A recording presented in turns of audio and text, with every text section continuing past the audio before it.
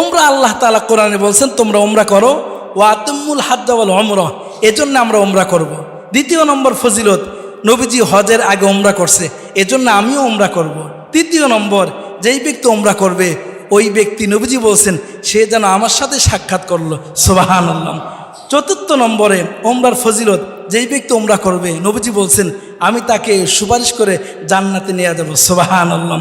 পঞ্চম নম্বরে ওমরা করতে গিয়ে আমরা বাইতুল্লাহতে নামাজ পড়ি, 1 রাকাত নামাজে 1 লক্ষ রাকাত নামাজ পড়ার সওয়াব পেয়ে যাব, সুবহানাল্লাহ। 6 নম্বর ফজিলত হলো দুনিয়াতে থেকেই জান্নাতি জিনিস এর মধ্যে চুমা দেওয়ার সুযোগ হয়, যেটা হলো আসওয়াদ পাথর, হজরে আসওয়াদ, এর মধ্যে চুমা দেওয়ার সুযোগ হয়।